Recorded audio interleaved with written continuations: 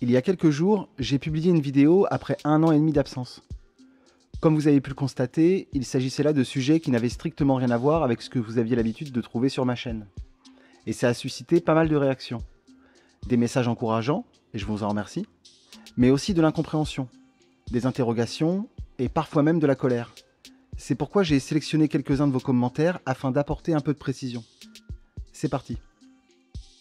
J'en dis que vous ne semblez plus être le même. Une vidéo de fils de pangolin? Mouais. J'ai des gros doutes. J'ai reçu plusieurs messages similaires. Certains pensent qu'il ne s'agirait pas de moi, que j'aurais été menacé, enlevé, marabouté ou je ne sais quoi d'autre. Mais je dis à ceux qui seraient traversés par ce doute, posez-vous cette question simple. Que savez-vous vraiment de moi? Dans les doublages, ce n'est pas moi qui parle, et les rares interviews et lives auxquels j'ai participé ont toujours été faits dans le cadre de cette activité. Ce n'est pas ainsi que l'on peut prétendre connaître une personne, vous en conviendrez. Et c'est la raison de ma vidéo précédente. Je me présente clairement à vous en vous faisant part de ma vision de la réalité. Donc oui, c'est bien moi. Ouh là là, je pense que... Connecte-toi à ton cœur. Les choses n'en seront que plus fluides car non reliées à ton mental. Mental qui tourne à 1 million de tours par minute. Le meilleur moyen de se perdre et de s'éloigner de notre boussole intérieure. Alors, d'accord Corinne, mais toi tes phrases, tu les commences comment quand tu veux communiquer ce que tu penses? Tu les commences bien par « je pense que », non? Je sais pas, hein, dis-le-moi. Hein. Après tu me dis « connecte-toi à ton cœur ». Dans ce conseil que tu me donnes, connecte-toi à ton cœur. En fait, ce que tu es en train de me dire, c'est « moi, Corinne, je pense que tu devrais te connecter à ton cœur ». On est bien d'accord. Tu l'as bien pensé cette phrase avant de l'écrire. Mais pourquoi ne pas avoir mis « je pense que » devant? Parce que là, ta phrase, tu m'en fais presque une vérité révélée. Alors que si tu mets « je pense que » devant, personnellement, je trouve ça plus correct, plus précis, tu trouves pas? Et puis ça veut dire quoi? Il faut que je me connecte à mon cœur, la boussole intérieure, tout ça. Je vois bien où tu veux en venir, c'est des très jolis mots. C'est super, mais ça se réfère à rien de bien précis. Le prends surtout pas mal, hein. Je te remercie pour ton message qui au fond est bienveillant. On sent bien la vie d'un fils à papa. La vie de quelqu'un qui n'a jamais rien vécu. Je me trompe. Mais quelle violence dans ton message! Donc oui, bien sûr que tu te trompes. Mais comment pourrait-il en être autrement puisque tu ne me connais pas? Alors je vais faire un court et non exhaustif résumé de ma vie. Je viens d'avoir 40 ans. J'ai 3 enfants. Et je suis avec ma femme depuis un peu plus de 20 ans. J'ai une sœur qui est plus âgée que moi. Je dirais que j'ai eu une enfance plutôt heureuse et calme dans une famille plutôt stable. J'ai travaillé dès l'âge de 12-13 ans en aidant mes parents parce qu'ils travaillaient dans la restauration. Ils faisaient des repas pour des événements comme les mariages, les anniversaires ou bien des comités d'entreprise. Alors les week-ends, j'étais très souvent réquisitionné pour aider. Pendant que d'autres enfants allaient jouer dehors avec leurs copains dans je sais pas quel parc, moi je me levais tôt le matin et je débutais ma journée en débutant des caisses entières de légumes. Je ne me plains pas. Nous étions en famille et je n'en garde que de bons souvenirs. Et surtout, je mesurais la chance que j'avais de pouvoir me faire un peu d'argent de poche alors que j'étais très jeune. Le tout en rendant mes parents fiers de moi. Et je me disais, peut-être que si j'économise suffisamment, alors je pourrais un jour m'acheter toutes les pièces dont j'ai besoin pour me construire un véritable ordinateur. Et ce fut le cas. Dans le milieu des années 90, je montais mon premier PC. Et quelques mois plus tard, nous avions Internet à la maison. Et c'est avec toute la puissance de mon modem 28K que j'ai dû mettre en ligne mon premier site internet. À cette époque, Google, Facebook et YouTube n'existaient pas et tout restait à bâtir. La définition de ce qu'était Internet était bien différente de celle que les gens en ont aujourd'hui. La plupart des gens n'y comprenaient rien. Cela dit, moi aussi quelque part je n'y comprenais rien. Ce qu'allait devenir Internet était alors encore insaisissable pour le commun des mortels. Vers l'âge de 15 ans, je gagnais un peu d'argent depuis ma chambre d'ado grâce à des sites que j'avais créés. Ce qui a beaucoup étonné mes parents. J'ai quitté le domicile familial quand j'ai eu 18 ans pour aller travailler sur Paris en tant que graphiste web designer. J'ai travaillé pour différentes boîtes pendant 2 ou 3 ans, toujours dans le web, puis j'en ai eu assez et j'ai voulu monter mon entreprise. Je voulais plus de liberté. Ce que j'ai fait. Et pendant plusieurs années, j'ai travaillé pour tout un tas de clients et de projets différents. J'ai voyagé un peu, d'abord petit grâce à mes parents, car nous partions parfois en vacances, toujours en voiture bien chargée dans des campings pas trop chers. Plus âgé, j'ai voyagé par moi-même, seul, à 2 ou en groupe. J'ai habité quelque temps à Vancouver au Canada, où je travaillais dans une ferme, le woofing si ça parle à certains, ainsi qu'à Stockholm en Suède. Et je dirais que j'ai dû parcourir à peu près une douzaine de pays jusqu'à aujourd'hui. J'ai perdu ma mère il y a quelques années, ainsi que tous mes grands-parents, mais j'ai eu de la chance de pouvoir tous très bien les connaître. J'ai même de très bons souvenirs de mes arrière-grands-parents. Mon arrière-grand-père était né en 1900. Littéralement un autre monde. Avant cette histoire de Covid, je travaillais sur un projet. Mais j'ai dû tout arrêter. Non parce que la situation nous empêchait de travailler dû à des restrictions, pas du tout. Car nous travaillions déjà tous depuis notre domicile. J'ai arrêté parce que je ne pouvais pas rester à bosser comme si de rien n'était. Alors j'ai agi, et c'est ainsi que je suis devenu fils de pangolin. Il y a 1 an et demi, j'ai commencé à tomber malade, et on m'a diagnostiqué un cancer lymphatique. J'ai dû alors subir de la chimiothérapie alors que ma femme venait d'accoucher de notre dernier enfant.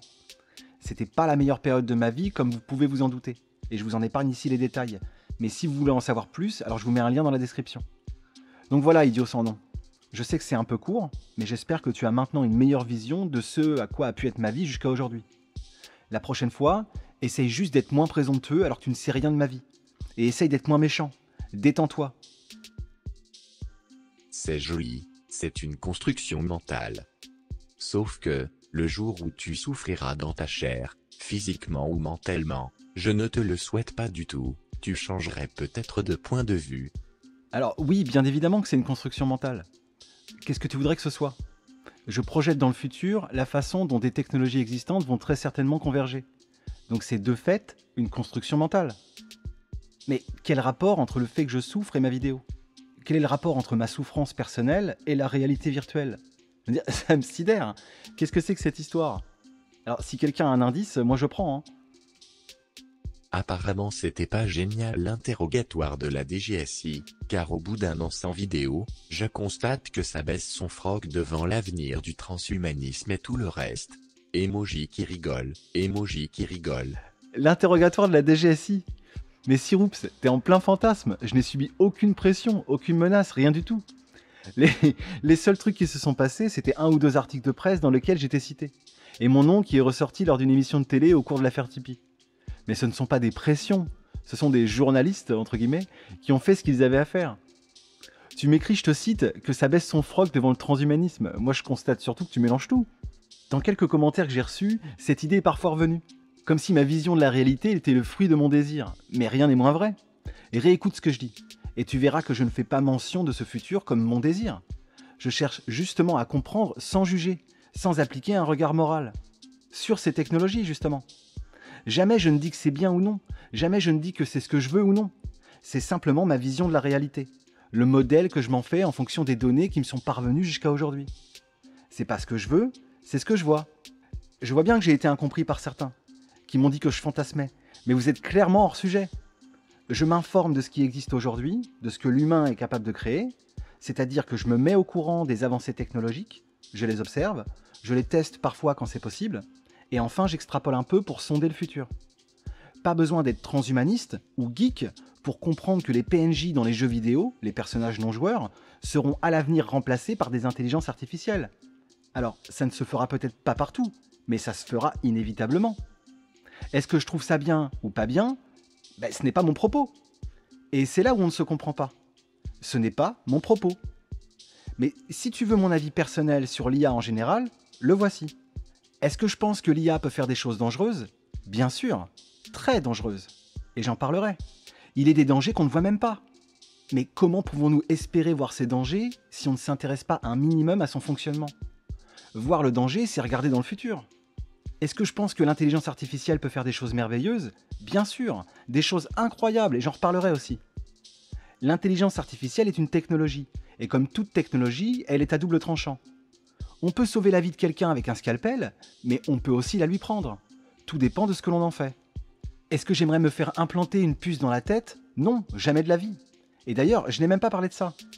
Est-ce que j'ai envie de me faire implanter un sgeg bionique ou un bras de cyborg ? Non. Alors arrêtez de spéculer sur ce que je peux penser ou non, demandez-moi, je vous assure que c'est plus fiable. Après, si vous souhaitez encore m'amalgamer au transhumanisme que vous avez en tête et avec tout ce que ce mot peut véhiculer pour vous, alors j'ai envie de dire, vous avez le libre arbitre. Quelle intelligence artificielle avez-vous utilisée pour les images ? L'intelligence artificielle que j'ai utilisée pour les illustrations de ma dernière vidéo s'appelle Midjourney. C'est un service qui est disponible à partir de Discord. J'ai mis un lien dans la description. En parlant de Midjourney, voici une petite anecdote. David Holz, le PDG de Midjourney, également fondateur du Leap Motion, a récemment déclaré que d'ici 10 ans, il y aurait une Xbox dotée d'un processeur avec une intelligence artificielle qui rêvera vos jeux vidéo en temps réel. Je vous mets le lien vers cet article dans la description. Bon, ça suffit. Mark Zuckerberg sort de cet avatar. Relâche, fils de pangolin, tu n'obtiendras aucune rançon. Et à l'avenir, sois plus inventif pour faire la promotion de Meta. Vous avez remarqué vous aussi? Bravo. Alors, j'ai eu quelques commentaires de ce genre, qui m'amalgamaient à Mark Zuckerberg ou à Harari ou Klaus Schwab. Alors, il suffit que je prononce monde virtuel ou intelligence artificielle pour qu'instantanément, certains d'entre vous, minoritaires heureusement, réagissent de façon pavlovienne, un peu comme des bots, un peu comme des IA qu'on aurait nourris d'un seul et même discours. Il a dit monde virtuel, métaverse, Mark Zuckerberg, El Diablo. Non mais vous êtes sérieux? Vous mélangez tout encore une fois.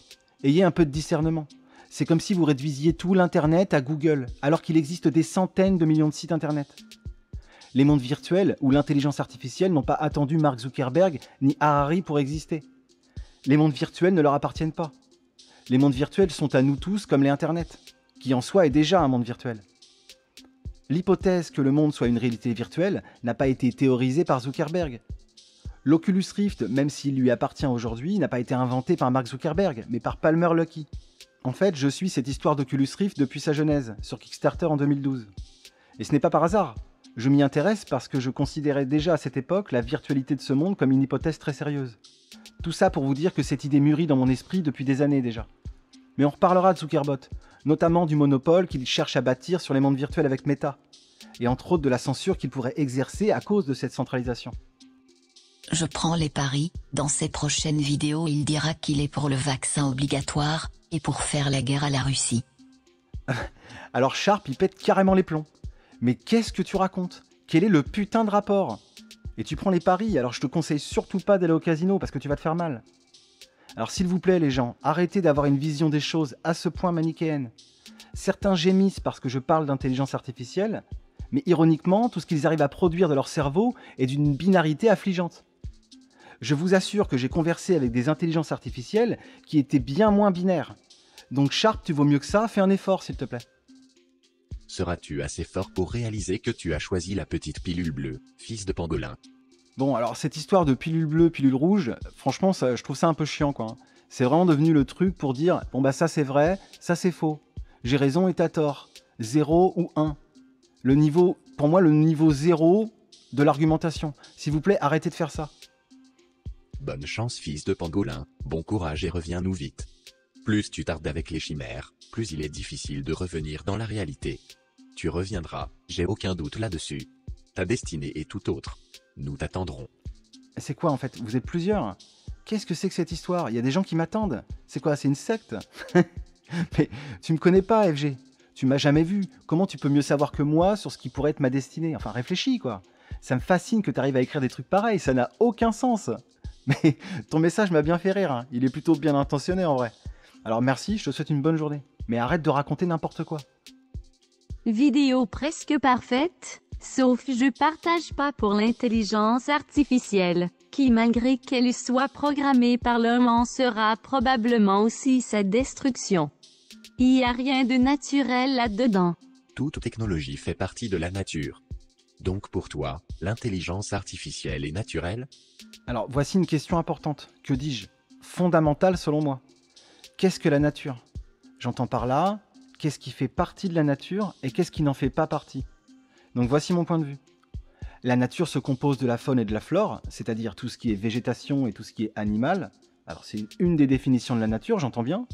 Mais la nature, c'est aussi les roches, les cristaux, l'eau, le feu, les nuages, le soleil, l'électricité, la lune, toutes les ondes du spectre lumineux, la radioactivité, le cosmos tout entier.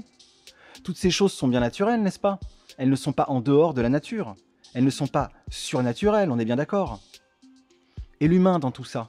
Alors bien sûr, il fait partie de la nature, personne n'en doute. Mais qu'en est-il de ce qu'il crée? De ce qu'il transforme ou réorganise dans la nature?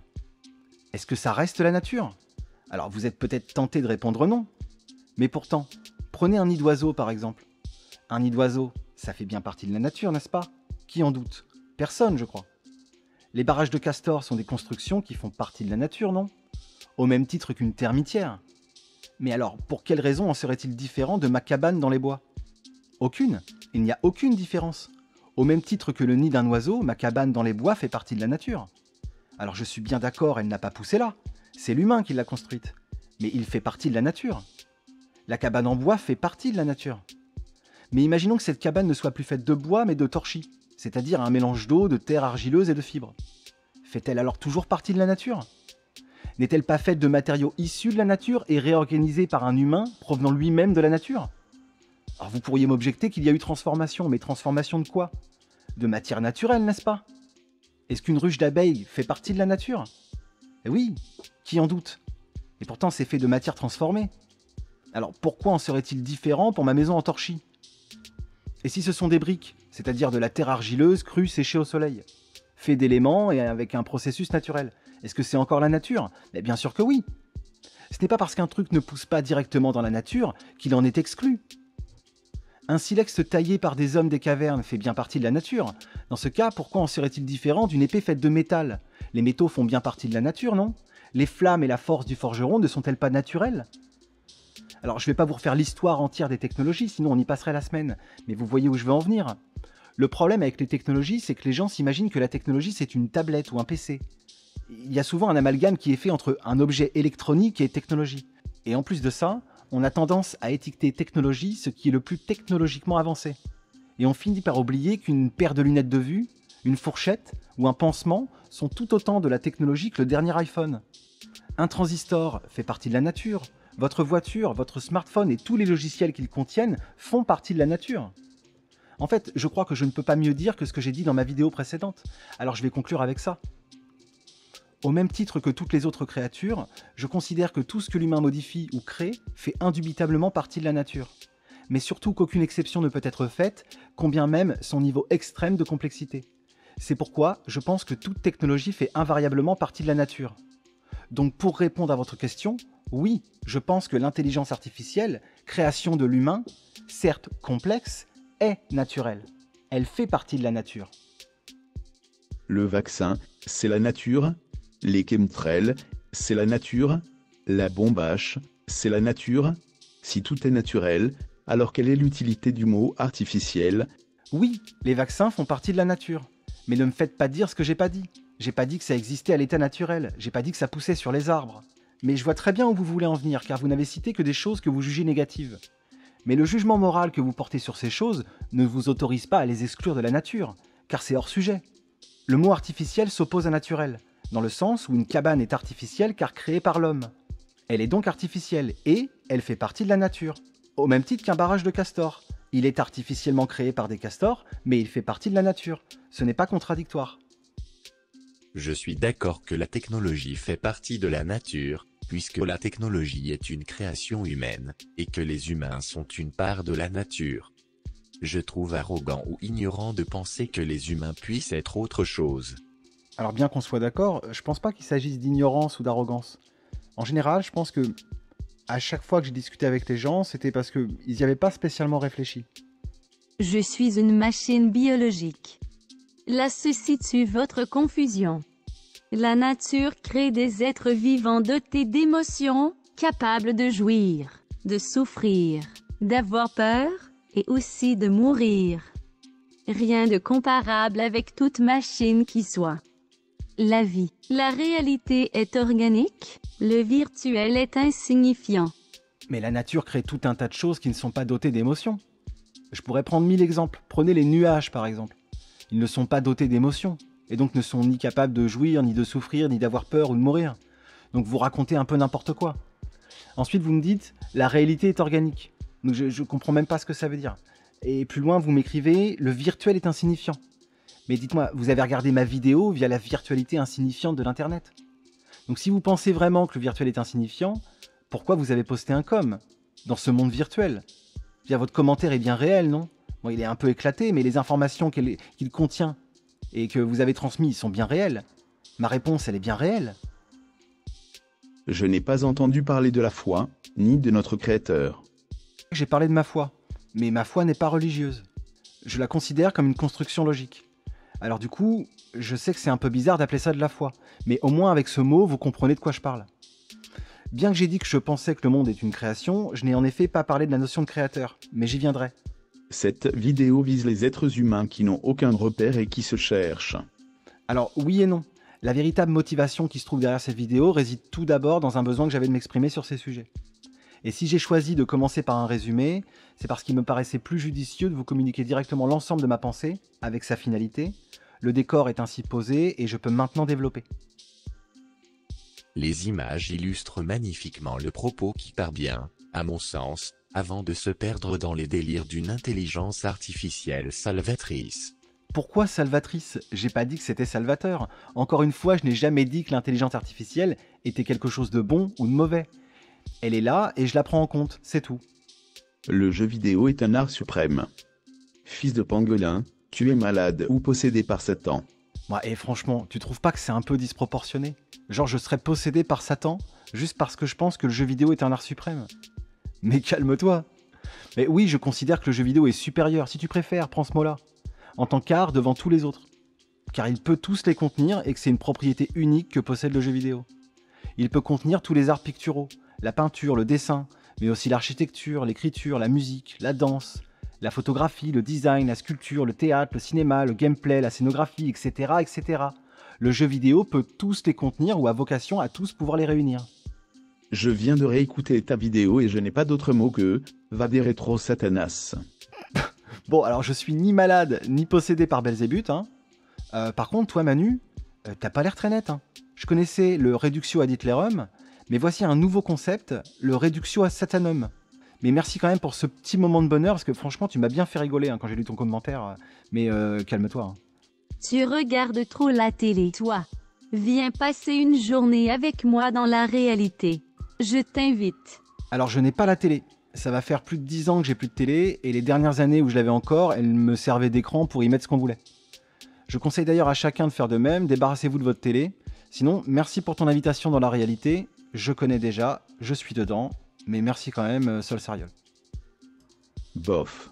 Oui, voilà, c'est très sobre. Merci, Pierre. Pas fan du tout du monde qui te fait rêver, trop philosophique pour moi. Alors, encore une fois, j'ai pas dit que ça me faisait rêver.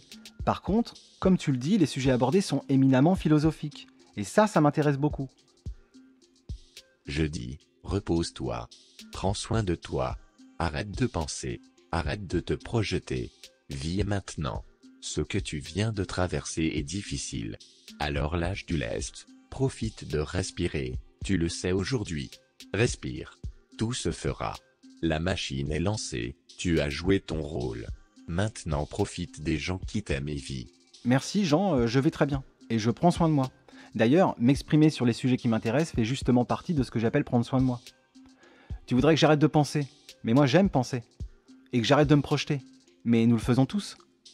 Tu as bien écrit ce message en te projetant. C'est bien avec l'idée que quelqu'un lirait ton message dans le futur que tu l'as écrit, n'est-ce pas? Sinon pourquoi? Et d'ailleurs, je l'ai lu. Et je te réponds. L'humain, bien que vivant dans le présent, se projette constamment dans le futur. Et s'il n'avait pas cette capacité, alors il ne pourrait rien faire. Chaque fois que tu appuies sur la pédale de frein de ta voiture, c'est bien en prévision d'éviter un futur accident. Lorsque l'on conduit, on se projette chaque instant dans le futur. Et bien heureusement.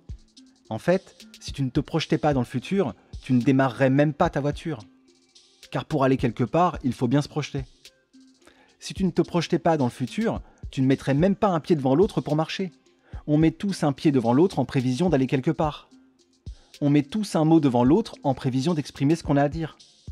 Nous vivons dans le présent, je vis dans le présent, mais se projeter dans le futur est essentiel pour voir arriver le danger. C'est même là une condition obligatoire pour la survie de l'humanité. Fils de rien, t'es juste de la chair avec une âme rebelle et orgueilleuse, et tu vas aller en enfer après ta mort car tu n'avais aucune connaissance de Dieu. Et toi ABD, qui prétend pouvoir juger un autre être humain sans fondement, que crois-tu que ton Dieu te réserve à toi? Merci beaucoup Frédéric pour cette réponse, je l'ai trouvée à la fois juste et très drôle. Bien, alors j'espère que cette vidéo aura mis un peu de lumière sur quelques zones d'ombre. Si j'ai un message général à vous faire passer, c'est arrêtez de juger les gens. La plupart du temps, on se plante. J'ai ouvert un espace de discussion sur Discord, le lien est dans la description. J'y invite ceux qui souhaitent discuter de tous ces sujets à venir y faire un tour, que vous soyez d'accord ou non d'ailleurs, tant que ça se fait dans le respect. A très bientôt pour une prochaine vidéo. Je finirai avec les mots du prisonnier qui nous dit « Le doute mène à la recherche, et la recherche est la voie qui mène à la connaissance. À très bientôt.